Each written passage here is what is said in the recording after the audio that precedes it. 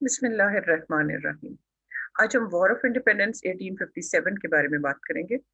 जो तीन major topics इस टॉपिक के बारे में आमतौर पे सवालात पूछे जाते हैं, वो है causes of war of independence 1857 के क्या वजूहात हुई जिसकी वजह से ये जंग लड़ी गई। जो 1857 की वॉर थी, सब कॉन्टिनेंट के अंदर ये जंग की गई।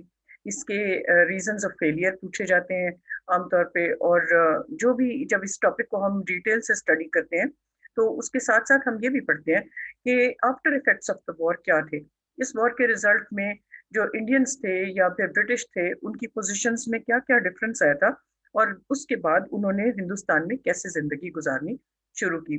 वॉर ऑफ इंडिपेंडेंस एक ऐसा टॉपिक है जो हिस्ट्री के उन और आग को खोलता है, जिससे हमें ये अंदाजा होता है कि किस तरह एक बहुत बड़ी मुगल डायनेस्टी, जो सब कॉन्टिनेंट जैसे बड़े मुल्क पे, जो कि आजकल के जमाने में पाकिस्तान, इंडिया और बांग्लादेश हैं, ये एक मुल्क था। और उस जमाने में एक बड़ी हुकूमत जो कि 1000 साल से इस मुल्क पर रूल कर रही थी, किस तरह वो हुकूमत खत्म हुई और उसकी जगह अंग्रेजों ने इस मुल्क पर कब्जा कर लिया। ये वॉर ऑफ इंडिपेंडेंस एक रिजल्ट थी लॉन्ग स्ट्रगल का। पहले थोड़े थोड़े प्रोविंसेस इसके बारे में स्ट्रगल कर रहे थे और अपनी इंडिपेंडेंस के लिए, लेकिन सेंट्रल गवर्नमेंट उनका साथ नहीं दे रही थी। और आखिरकार एक एक प्रोविंस करते करते ब्रिटिश ने जब सब जगह कब्जा कर लिया, तो फिर फाइनली उन्होंने सेंट्रल गवर्नमेंट के ऊपर अटैक किया। उस अटैक को रोकने के लिए लोकल लोगों ने और जो ईस्ट इंडिया कंपनी के सेपॉयज थे, उन्होंने काफी कोशिश की, लेकिन फिर भी इस वॉर में वो नाकाम रही।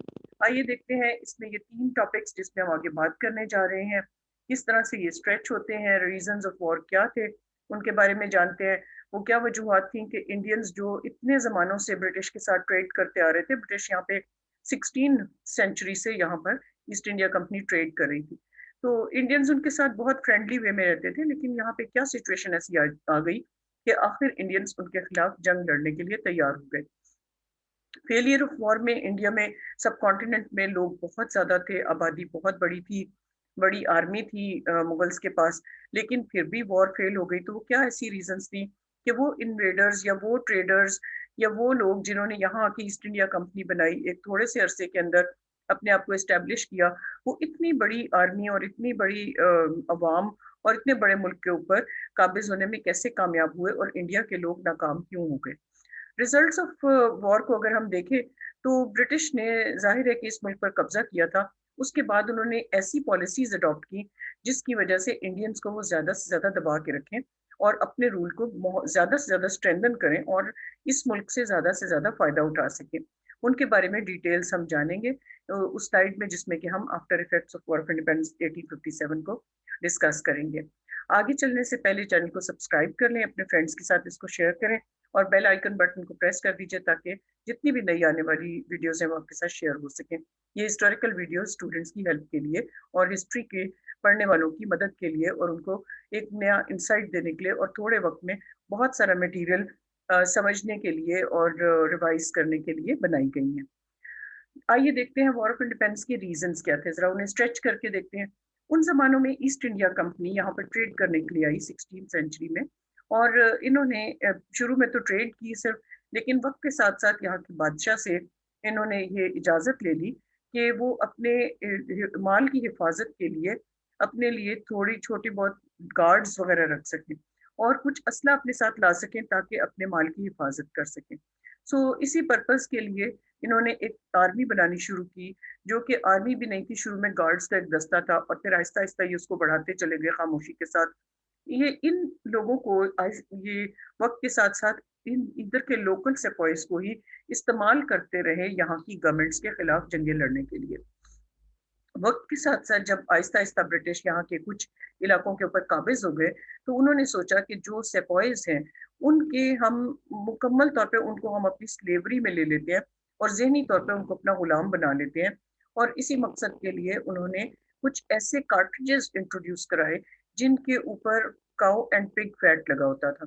एक रबर की सील होती थी, जो जो कि इन कार्ट्रिजेस को गन में डालने से पहले इनकी वो सील को च्यू करके दांतों से रिमूव करना पड़ता था, हाथ से उसको तोड़ा नहीं जा सकता था। इन कार्ट्रिजेस के ऊपर जो मुसलमानों को दिए गए, मुसलमान सिपाहियों को भी अपना अपना कार्ट्रिज का शेयर मिलता था, हिंदू सिपाहियों को भी मिलता था। ये सब इकट्ठे सेपॉइस के तौर पे ब्रिटिश की आर्मी में काम करते थे।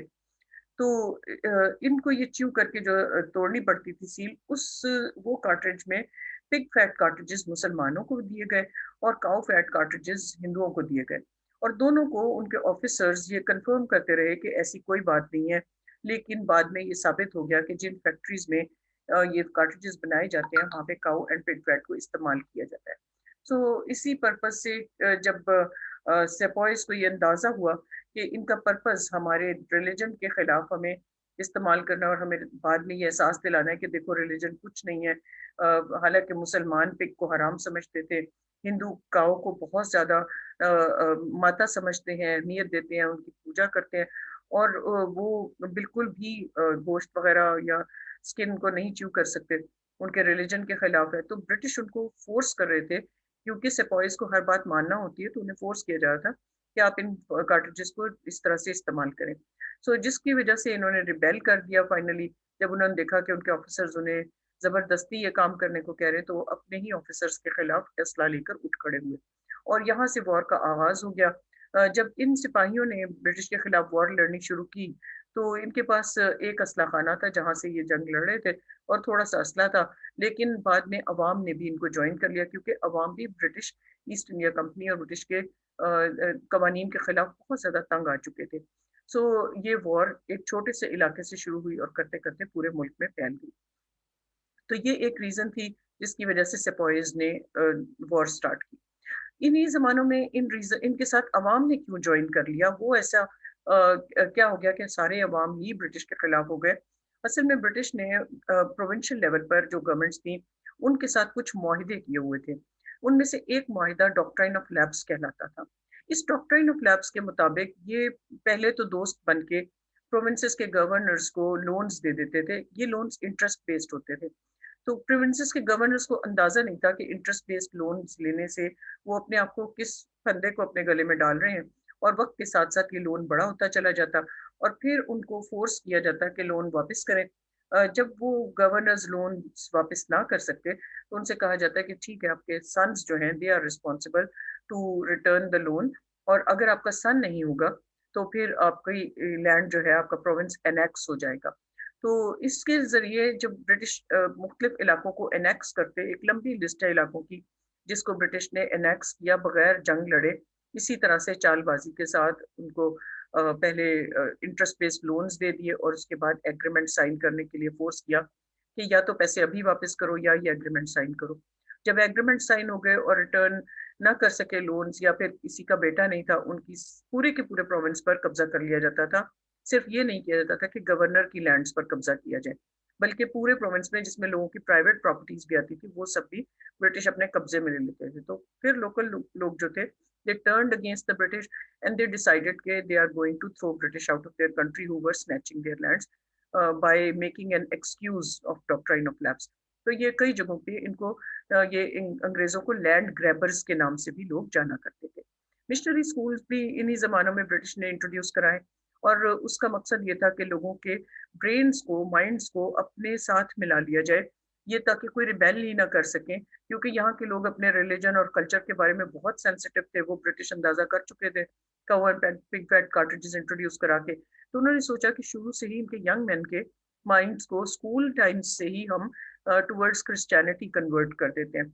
सो दे डिजाइन सच सिलेबसेस जिसमें बहुत ज्यादा क्रिश्चियनिटी को पोर्ट्रे किया गया था।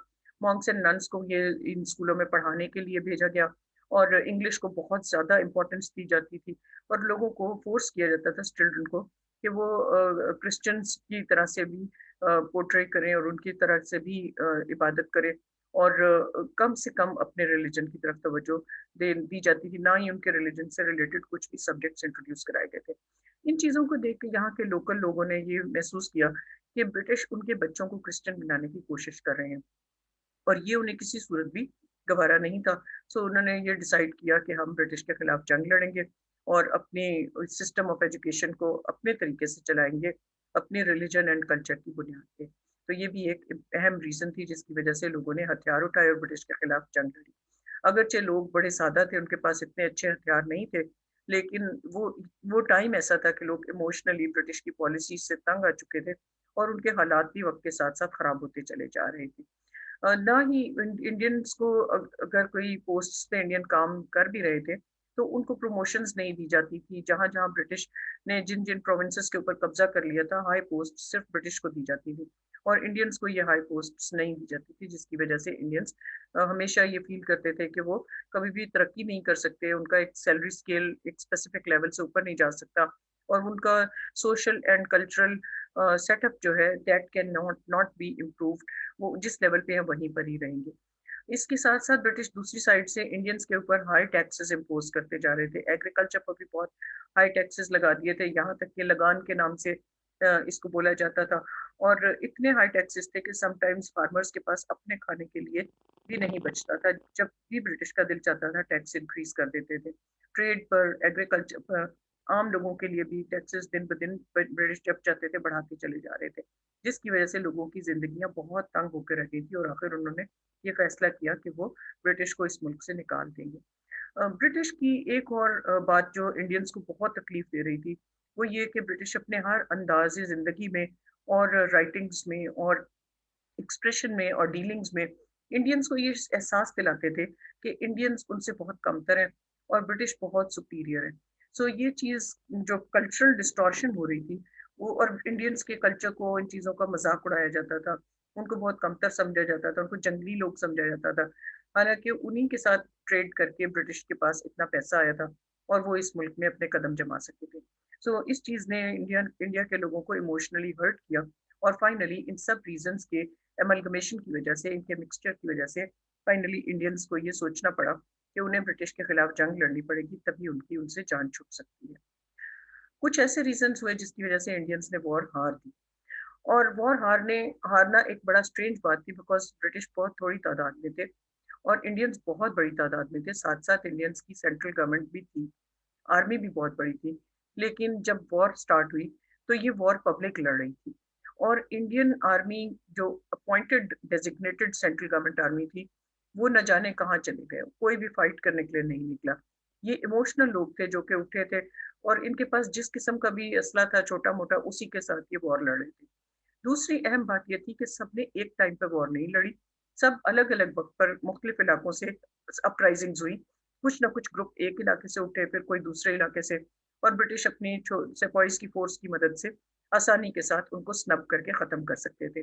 सो फाइनली इसी रिजल्ट में जहां जहां भी ये ग्रुप्स उठते गए, लड़ते गए, वहां से अरेस्ट हुए और इनको डिफीट हुई और आहिस्ता आहिस्ता ब्रिटिश इनको एरिया बाय एरिया कवर करते चले गए। अगर ये जंग सारे इंडियंस ऑल टुगेदर एक लीडरशिप के अंडर एक पॉलिसी के मुताबिक लड़ते तो उनकी तादाद इतनी ज्यादा थी कि वो स्टिल इंडिया को विन कर सकते थे, इस वॉर को विन कर सकते थे, ब्रिटिश को निकाल सकते थे। लेकिन उनके वेपन्स ओल्ड होने की वजह से और नॉन कोऑर्डिनेशन होने की वजह से वॉर के अंदर, तो ये ब्रिटिश के लिए आसान हो गया कि वो अपनी ऑर्गेनाइज्ड आर्मी की मदद से और अपने अच्छे असले की मदद से, गन्स एंड ग्रेनेड्स की मदद से, स्वर्ड्स एंड स्पेड्स के खिलाफ बहुत आसानी के साथ जंग जीत सके। सो इस तरह से कई एक ऐसे भी इलाके थे जैसे कि पंजाब का इलाका था, कश्मीर था, ये इलाके इंटरेस्टेड ही नहीं थे वॉर के अंदर, क्योंकि इन्होंने ब्रिटिश के साथ ब्रिटिश प्रोटेक्शन एक्ट साइन किया हुआ था। तो ये नहीं चाहते थे कि अपने लोकल लोगों की मदद करें, बल्कि इन्होंने ऐसा एग्रीमेंट साइन किया था कि अगर कोई वॉर होगी तो ये ब्रिटिश के खिलाफ जंग नहीं लड़ेंगे। सो इस तरह भी इंडियंस की स्ट्रेंथ ब्रेक हो गई। तो इस मुसलमान ये कोशिश कर रहे थे कि मुस्लिम हुकूमत को बचा सके, सिख ये कोशिश कर रहे थे कि किसी तरह सिख हुकूमत बन जाए, हिंदू कोशिश कर रहे थे कि किसी तरह हिंदू हुकूमत बन जाए। तो सब अलग अलग एम्स के साथ वॉर लड़ रहे थे। एक एक कॉमन एम नहीं था, एक कॉमन फेथ नहीं था, एक कॉमन गोल नहीं था। सो इसी वजह से भी बहुत आसानी के साथ ब्रिटिश ने एक ग्रुप को दूसरे ग्रुप के खिलाफ इस्तेमाल किया और उनको वॉर में डिफीट कर दिया। वॉर विन करने के बाद ब्रिटिश ने बहुत सारी ऐसी पॉलिसीज इंट्रोड्यूस कराई जिसकी वजह से इंडिया का पूरा निज़ाम ही बदल गया। मुगल एम्पायर की गवर्नमेंट जो थी वो टोटली उसको ओवरथ्रो कर दिया गया, फिनिश कर दिया गया। किंग बहादुर शाह जफर को अरेस्ट करके रंगून भेज दिया गया। वहीं पर उसने अपनी बाकी जिंदगी गुजारी। उसके शहजादे जो कि उसके वलीअहद बन सकते थे उनको कत्ल कर दिया गया। इसके बाद ब्रिटिश गवर्नमेंट ने ये अनाउंस कर दिया कि क्वीन विक्टोरिया ऑफ इंग्लैंड जो है वो एम्प्रेस ऑफ इंडिया है और उसके ऑर्डर्स के मुताबिक पूरा सिस्टम ऑफ सब कॉन्टिनेंट चलेगा। वॉइस रॉय के साथ साथ एक एग्जेक्टिव काउंसिल बनाई गई और इनको इंडिया को लीड करने के लिए, हेड करने की रिस्पॉन्सिबिलिटी दे दी गई। साथ साथ में इंडिया के अंदर के एडमिनिस्ट्रेटिव सिस्टम को चलाने के लिए कुछ इदारे इंट्रोड्यूस कराए गए, जिसमें एक इदारा इंडियन सिविल सर्विस का था, दूसरा हाई कोर्ट्स का इदारा था और सुप्रीम कोर्ट्स का सिस्टम था, यानी कि जस्टिस का सिस्टम एक इंट्रोड्यूस कराया गया जो पहले नहीं था। पहले काजी की कोर्ट्स होती थी, लेकिन अब इन्होंने जजेस के साथ इंग्लैंड के निज़ाम के मुताबिक यहाँ निज़ाम इंट्रोड्यूस कराया। पुलिस का सिस्टम इंट्रोड्यूस कराया गया। लैंड रिकॉर्ड्स रखने के लिए मुख्तलिफ इदारे इंट्रोड्यूस कराए गए ताकि पूरे इलाकों की लैंड्स को ब्रिटिश अपने कंट्रोल में कर सके। इस रिवोल्ट को, जो ये वॉर लड़ी गई थी, इसको ब्रिटिश ने ये कंसिडर किया कि एक मुस्लिम रिवोल्ट थी, क्योंकि उन्होंने हुकूमत मुसलमानों के हाथों से ली थी और उन्होंने लार्ज स्केल पे ये डिसाइड किया कि इस वॉर की पनिशमेंट ब्रिटिश मुसलमानों को देंगे।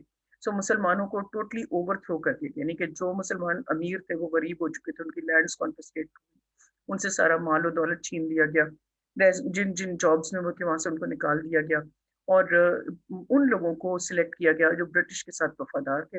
ये सारी फैसिलिटीज उन्हें दी गई।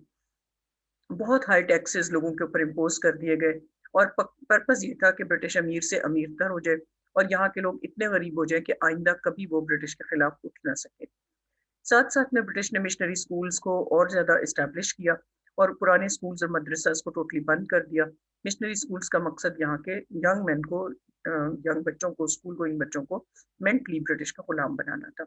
इंग्लिश लैंग्वेज को इंट्रोड्यूस करा दिया गया एज ऑफिशियल लैंग्वेज और जो कोई इंग्लिश सीखता था उनको तो जॉब्स मिल जाती थी। इंग्लिश ना सीखने वाले हमेशा बहुत छोटे लेवल की जॉब्स किया करते थे और इंडियंस जो हमेशा उनको लो रैंक्स, लीस्ट सैलरीज के ऊपर रखा जाता था। ब्रिटिश अगरचे इंडियंस की मदद लेते थे, लेकिन वो इंडियंस को ट्रस्ट नहीं करते थे।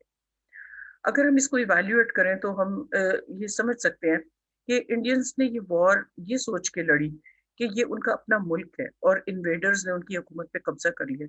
उन्हें यहाँ से निकालना है इन इन्वेडर्स को और अपने मुल्क को आज़ाद करवाना है। लेकिन इंडियंस ने इस चीज़ को सामने नहीं रखा कि वो बहुत कमज़ोर तरीके से जंग लड़ रहे हैं और उनको आपस में यूनाइटेड होना बहुत ज़रूरी है। उनकी डिसयूनिटी की वजह से और उनके पास असला अच्छा ना होने की वजह से और प्लस उनका कोई लीडर नहीं था। किंग ने भी उनकी कोई लीड नहीं किया वॉर के अंदर। इस वजह से ये बड़ी वजह बनी जिसकी वजह से इंडियंस इस वॉर को हार गए। जब इंडियंस इस वॉर को के आफ्टर इफेक्ट्स को फेस करने शुरू किए तो वक्त के साथ साथ उन्हें ये एहसास हुआ कि ये आसान नहीं है जो कुछ उनके सामने अब आ चुका है। देन उनको बहुत लॉन्ग स्ट्रगल के बाद अपना कंट्री को फ्री कराना पड़ा और फिर अपने आज़ाद मुल्क के 1947 में जाकर इनको आज़ादी मिल सकी। 1857 से 1947 एक बहुत लंबा अरसा था। 100 साल की स्ट्रगल थी और प्लस उसके साथ बहुत ज़्यादा कुर्बानियां भी दी गई। तो इस तरह से हम देख सकते हैं, इस वॉर ऑफ इंडिपेंडेंस के टॉपिक से हम लर्न भी कर सकते हैं कि एक दफ़ा अगर किसी इन्वेडर को आप अपने कंट्री में स्पेस दे दें तो फिर वो आपका मुल्क कभी छोड़ कर नहीं जाता जब तक कि आप बहुत ज़्यादा कुर्बानियाँ ना दें। अपने मुल्क के साथ वफादारी इसके इसलिए बहुत बड़ी शर्त है। अपना ख्याल रखिएगा। Take care. अस्सलाम वालेकुम। अल्लाह हाफिज़।